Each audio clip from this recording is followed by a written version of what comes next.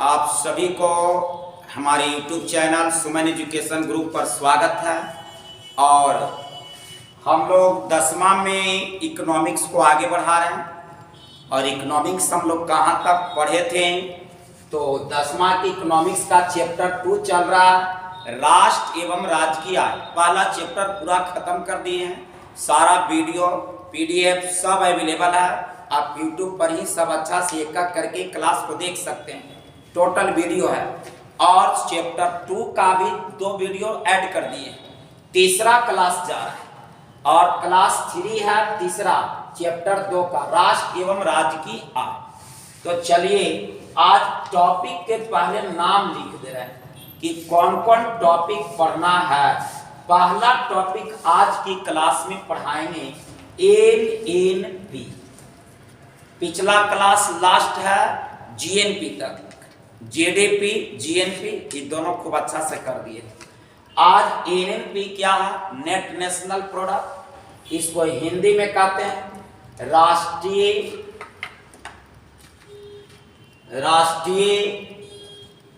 शुद्ध राष्ट्रीय उत्पाद, नेट नेशनल प्रोडक्ट। शुद्ध आगे शुद्ध राष्ट्रीय उत्पाद, शुद्ध राष्ट्रीय उत्पाद। इसका पूरा नाम N से नेट होता है, नेट, और N से नेशनल,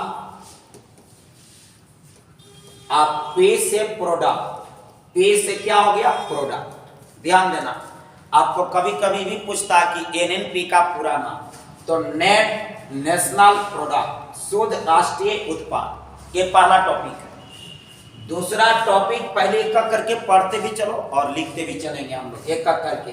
एक बार 4-5 क्वेश्चन के आसपास चलेंगे। तो चलिए आज का पहले इसी को समझा जाए। शुद्ध राष्ट्रीय उत्पाद क्या है, नेट नेशनल प्रोडक्ट क्या है। तो कहता है कि सकल राष्ट्रीय उत्पाद में, सकल राष्ट्रीय उत्पाद यानी शॉर्ट में उसको बोला जाता है GNP। ये वो GDP होता है जो ग्रॉस डोमेस्टिक प्रोडक्ट है। देख लेना, कॉपी में आपको लिखवाए, वीडियो में देख लेना, GDP GNP बताएं। तो कह रहा कि GNP में घिसावट को घटा देते हैं।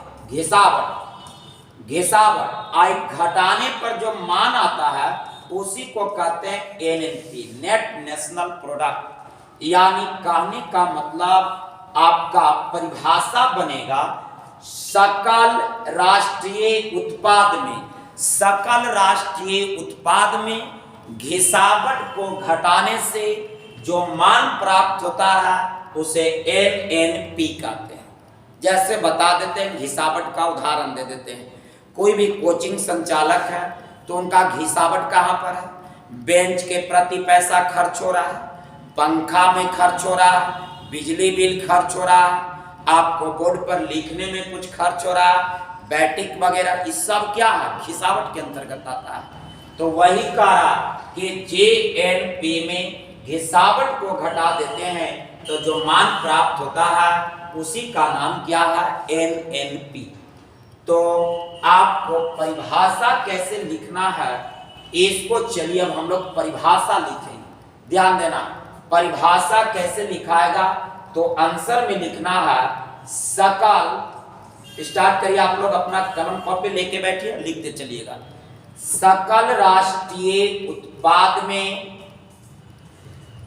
सकल राष्ट्रीय उत्पाद में घिसावट को घटाने से, घिसावट को घटाने से, घिसावट को घटाने से जो, घटाने से जो आय प्राप्त होता है, जो आय प्राप्त होता है उसे शुद्ध राष्ट्रीय उत्पाद कहते हैं, उसे शुद्ध राष्ट्रीय उत्पाद कहते हैं, शुद्ध राष्ट्रीय उत्पाद कहते हैं। ध्यान दो, बहुत हल्का परिभाषा है आपका। शुद्ध राष्ट्रीय उत्पाद क्या है, बोर्ड परीक्षा में आ जाए कि शुद्ध राष्ट्रीय उत्पाद को परिभाषित करें तो आंसर दीजिएगा सकल राष्ट्रीय उत्पाद में घिसावट को घटाने से जो मान प्राप्त होता है या जो आय प्राप्त होता है उसे शुद्ध राष्ट्रीय उत्पाद कहते हैं। इसे NNP द्वारा सूचित किया जाता है। एनएनपी द्वारा सूचित किया जाता है, एनएनपी द्वारा सूचित किया जाता है। और नीचे में क्या करना है, फॉर्मूला लिख देना है, एनएनपी बराबर जीएनपी माइनस घिसावट, एनएनपी बराबर जीएनपी माइनस घिसावट। यह आपका फॉर्मूला हो गया और यह परिभाषा हो गया। तो हम लोग एक टॉपिक कंप्लीट कर लिए। शुद्ध राष्ट्रीय उत्पाद क्या है, दिमाग में सेट करेंगे सभी लोग। शुद्ध राष्ट्रीय उत्पाद क्या है, तो आंसर दीजिएगा कि सकल राष्ट्रीय उत्पाद में, सकल राष्ट्रीय उत्पाद में घिसावट को घटाने से जो मान प्राप्त होता है, जो आय प्राप्त होता है, उसी को शुद्ध राष्ट्रीय उत्पाद कहते हैं और इसे एनएनपी द्वारा सूचित किया जाता है, इसे एनएनपी द्वारा सूचित किया जाता है। तो चलिए आप क्वेश्चन को आगे बढ़ा रहे हैं, आप लिखना चाह रहे हैं तो आप इसको जल्दी से एकदम नोट कर लीजिए, अच्छा से, एकदम अच्छा से, टोटल कहीं छूटे नहीं, एकदम इकोनॉमिक्स का नोट्स बनाते चलिए। जैसे इकोनॉमिक्स खत्म होगा कोई अगला ब्रांच चलेंगे, टोटल मगर 10वां का जाएगा, मैथ, साइंस, एसएसटी। अभी तीने पर चल रहेंगे, मैथ पर, साइंस पर और एसएसटी पर। तो आप पढ़ते जाइए। चलिए अब इसमें अगला क्वेश्चन को हम लोग बढ़ना चाह रहे हैं इसमें, तो क्वेश्चन नंबर 2 चलिए। और क्वेश्चन नंबर 2 है क्या, तो क्वेश्चन नंबर 2 में क्या है, आज का दूसरा क्वेश्चन है। आज का दूसरा क्वेश्चन है कि भारत में सर्वप्रथम राष्ट्रीय आय का आकलन कौन किए थे। भारत में सर्वप्रथम राष्ट्रीय आय, सर्वप्रथम राष्ट्रीय आय का आकलन, राष्ट्रीय आय का आकलन कब और कौन किए थे, कब और कौन किए थे, कब और कौन किए थे। ध्यान से क्वेश्चन आपका तैयार हो गया, अच्छा से क्वेश्चन आप लिख लीजिए। भारत में सर्वप्रथम राष्ट्रीय आय का आकलन कब और कौन किए थे, ध्यान से। तो डेट तो याद करना पड़ेगा, एसएसटी में आपको कुछ खास डेट है जो आपको याद करना पड़ेगा। तो भारत में राष्ट्रीय आय का आकलन, भारत में राष्ट्रीय आय का आकलन जल्दी बताओ कब हुआ था, तो 1868 ईस्वी में। 1868 ईस्वी में किनके द्वारा हुआ था, दादा भाई नौरोजी, दादा भाई नौरोजी के द्वारा, दादा भाई नौरोजी के द्वारा सर्वप्रथम आकलन हुआ था। ध्यान देंगे, भारत में राष्ट्रीय आय का आकलन 1868 ईस्वी में दादा भाई नौरोजी के द्वारा हुआ था। इनका एक किताब है, किताब का नाम याद रखना, पॉवर्टी एंड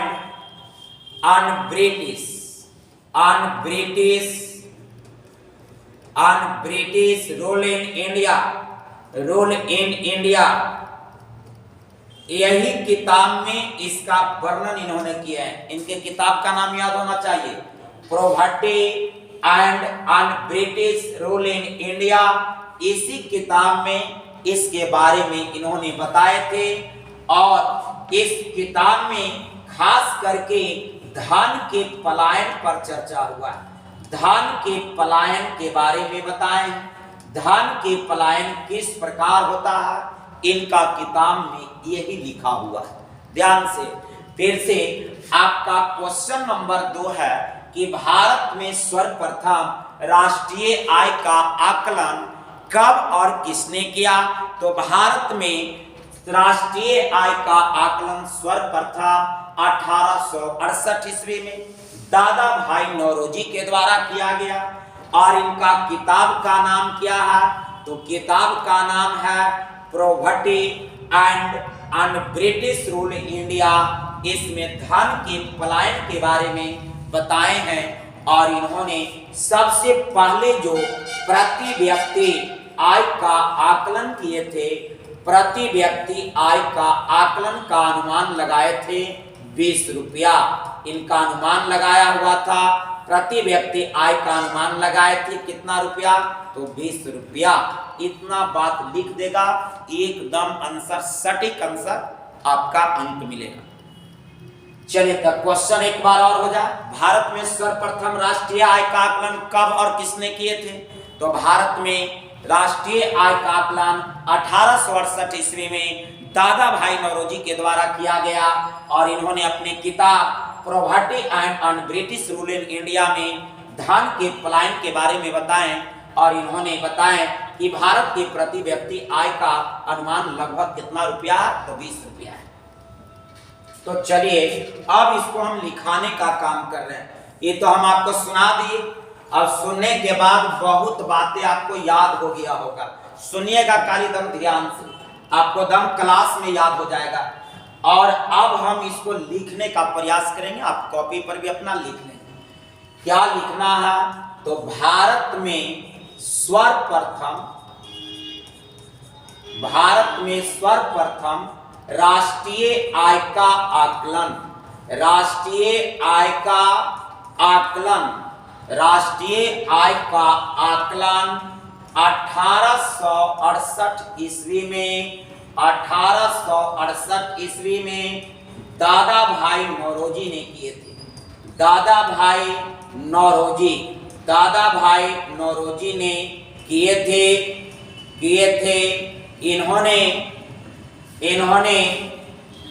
इन्होंने अपने पुस्तक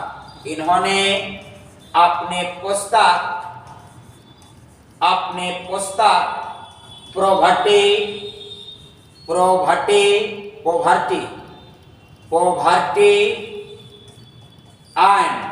and British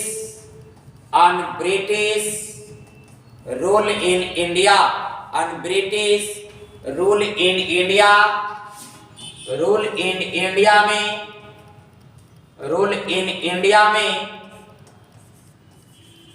India में धन के पलायन के बारे में बताए थे। धन के पलायन के बारे में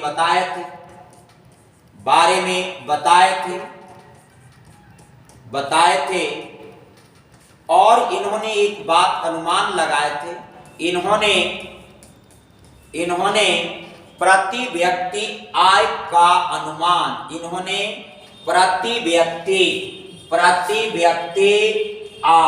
प्रति व्यक्ति आय का अनुमान लगभग 20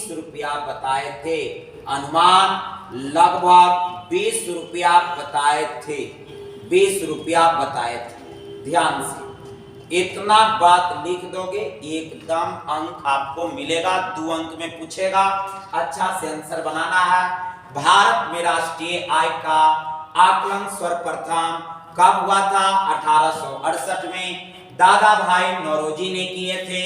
इन्होंने पुस्तक का इनका नाम property and British rule in India में इन्होंने धन के पलायन के बारे में बताए थे और इन्होंने प्रति व्यक्ति आय का अनुमान कितना रुपया लगाए थे, तो 20 रुपया लगाए थे। आपका 2 क्वेश्चन का आंसर आज की क्लास में खत्म हो गया। अच्छा से इसको उतार लीजिए और तब हम लोग चलेंगे तीसरे प्रश्न की ओर। आज का तीसरा प्रश्न, और आप सब अच्छा से नंबर दे करके अच्छा से नोट्स बनाते चलिएगा। तो चलिए अब हम लोग क्वेश्चन नंबर 3 की ओर चल रहे हैं। ध्यान देना बाबू, क्वेश्चन नंबर 3 क्या कह रहा है, तो क्वेश्चन तीसरा क्या है। चलिए क्वेश्चन पहले हम लिख देते हैं। क्वेश्चन नंबर 3, क्वेश्चन तीसरा है कि भारत में राष्ट्रीय आय समिति का गठन कब हुआ और इसका उद्देश्य क्या था। भारत में राष्ट्रीय आय समिति का गठन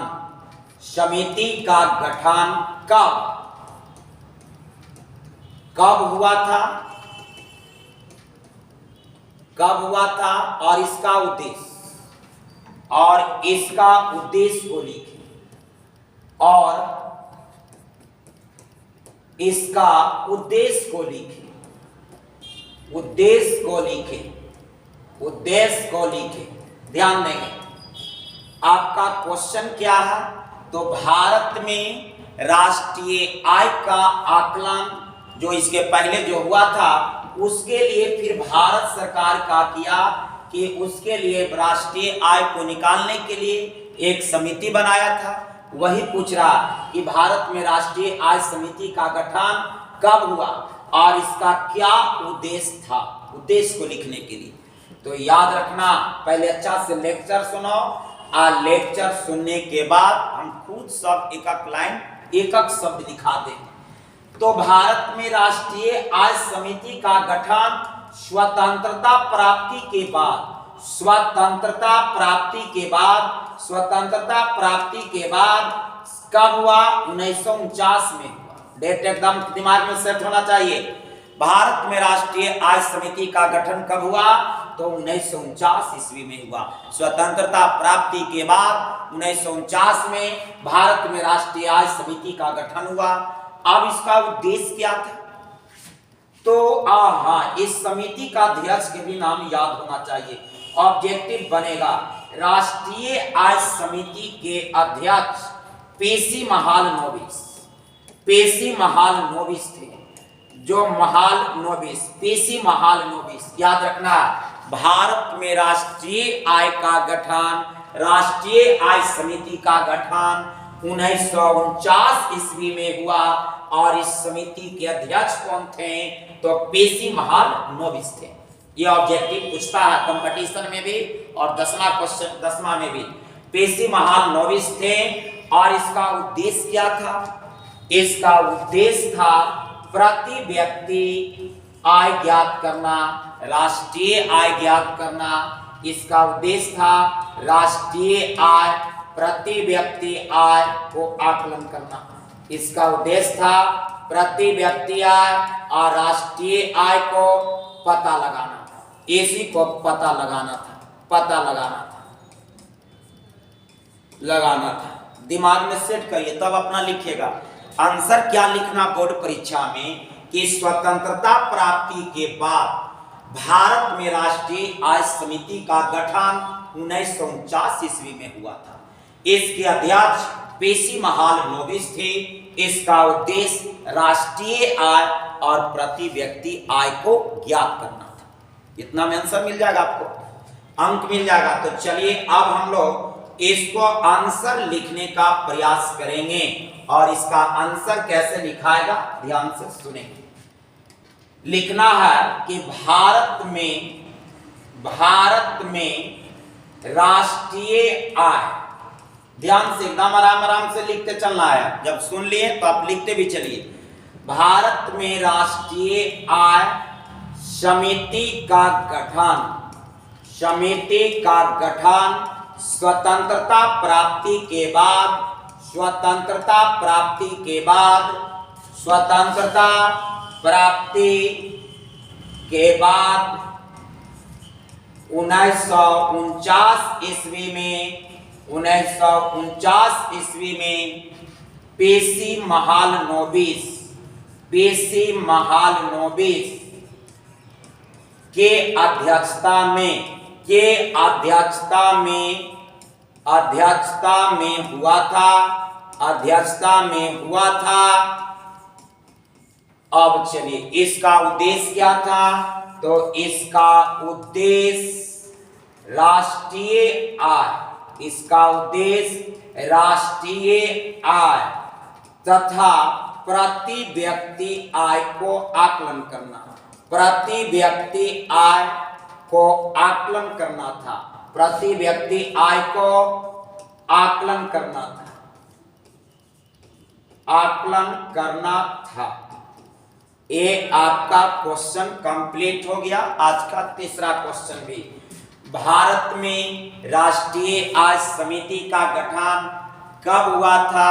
इसका क्या उद्देश्य था? आपको पूरा अच्छा से समझा करके और लिखा दिया गया है। आप अच्छा से बोर्ड पर से एकदम एक एक शब्द को उतार लीजिए। भारत में राष्ट्रीय आय समिति का गठन स्वतंत्रता प्राप्ति के बाद 1949 ईस्वी में पेशी महालनोबिस की अध्यक्षता में हुआ था और इसका उद्देश्य क्या था? राष्ट्रीय आय तथा प्रति व्यक्ति आय को आकलन करना था। तो चलिए यह भी आपका हो गया। चलिए जल्दी नोट कर लीजिए। और क्वेश्चन नंबर 1 और हम क्वेश्चन चल रहे हैं, 4 क्वेश्चन यहां भी आज का हो जाएगा। तो चलिए चौथा प्रश्न क्या है?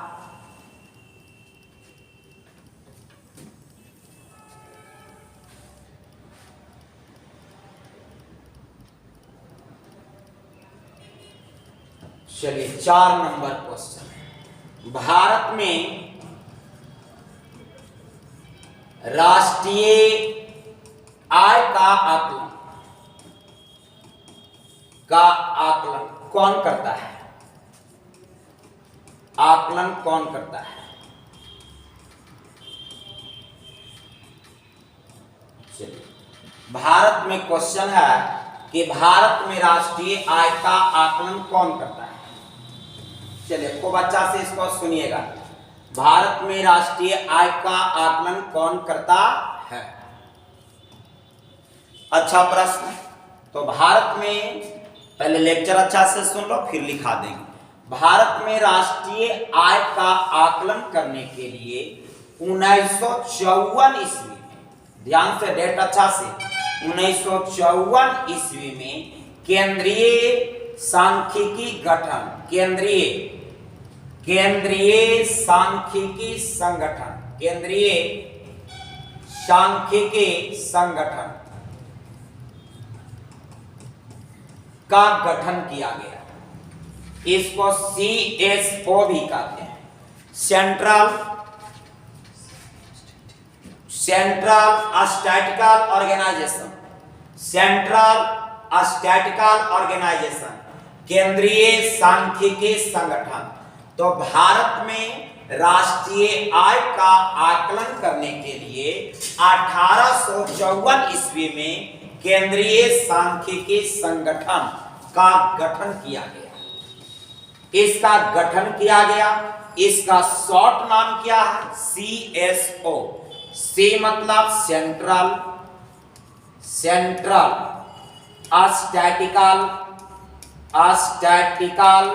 ऑर्गेनाइजेशन,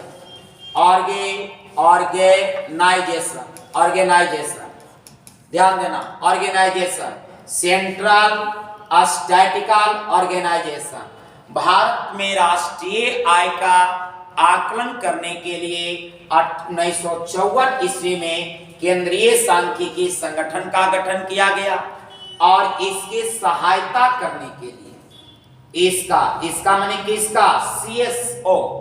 इसका सहायता करने के लिए एक और चीज का गठन हुआ, NSSO का, नेशनल सैंपल सर्वे ऑर्गेनाइजेशन।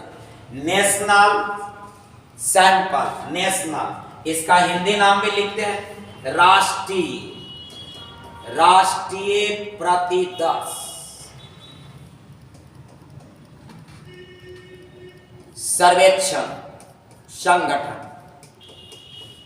देख लो हिंदी नाम, राष्ट्रीय प्रतिदर्श सर्वेक्षण संगठन को NSSO कहते हैं, नेशनल सैंपल सर्वे ऑर्गेनाइजेशन। ध्यान दीजिएगा, भारत में राष्ट्रीय आय का आकलन कौन करता है? तो भारत में राष्ट्रीय आय का आकलन करने के लिए 1954 ईस्वी में केंद्रीय सांख्यिकी संगठन का गठन किया गया और इसकी सहायता करने के लिए NSSO का गठन किया गया। अब NSSO का पूरा नाम नेशनल आपका सैंपल सर्वे ऑर्गेनाइजेशन, हिंदी नाम राष्ट्रीय प्रतिदर्श सर्वेक्षण संगठन।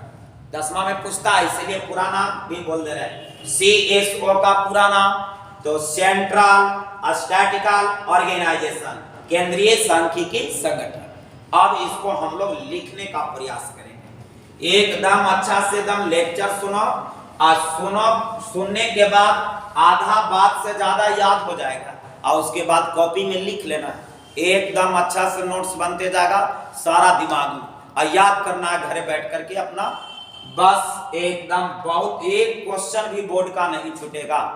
तुम अच्छा से पढ़ो, एक क्वेश्चन भी बोर्ड का, एक भी प्रश्न नहीं छूटेगा, टोटल बोर्ड का क्वेश्चन बनेगा।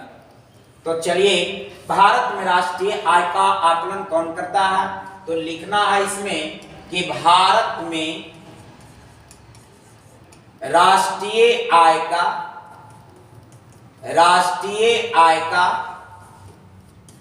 आकलन, राष्ट्रीय आय का आकलन करने के लिए भारत में राष्ट्रीय आय का आकलन करने के लिए 1954 ईस्वी में केंद्रीय सांख्यिकी संगठन, इसको शॉर्ट में CSO बोलते हैं, केंद्रीय सांख्यिकी संगठन का गठन किया गया,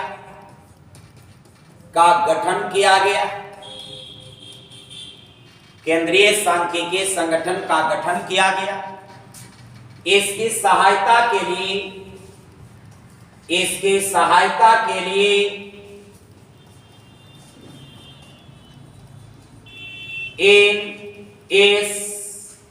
NSSO, इसका नाम क्या है?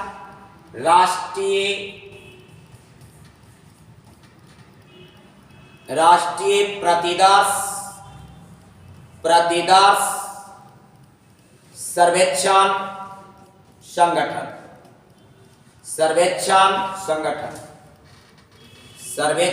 संगठन, यहीं पे लिख दे रहे हैं संगठन। इसकी सहायता के लिए NSSO, राष्ट्रीय प्रतिदर्श सर्वेक्षण संगठन का गठन किया गया।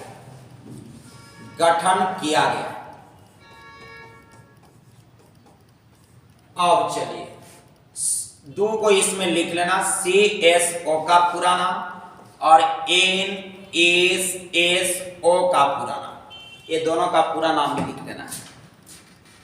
तो CSO का पूरा नाम सेंट्रल स्टैटिकल ऑर्गेनाइजेशन,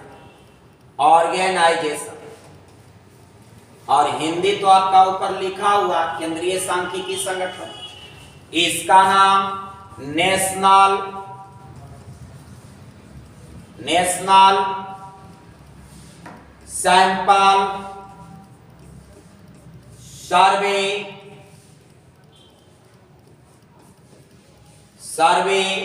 ऑर्गेनाइजेशन।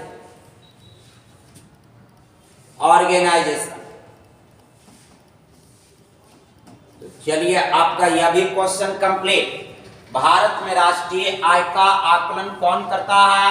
तो भारत में राष्ट्रीय आय के आकलन करने के लिए 1954 ईस्वी में केंद्रीय सांख्यिकी संगठन का गठन किया गया। इसकी सहायता NSSO, राष्ट्रीय प्रतिदर्श सर्वेक्षण संगठन करता है, और ये दोनों का पूरा नाम कंप्लीट। तो आज हम लोग 4 क्वेश्चन के, पिछला सब वीडियो को देख करके अच्छा से एकदम नोट करना। एकदम तुमको कह रहे हैं कि इकोनॉमिक्स में जरा सा कोई दिक्कत नहीं होगा, और ज्यादा से ज्यादा बच्चों को बताना, शेयर करना, लाइक करना। चलिए, रहने देते हैं आज भर, आगे बढ़ाएंगे कल। धन्यवाद।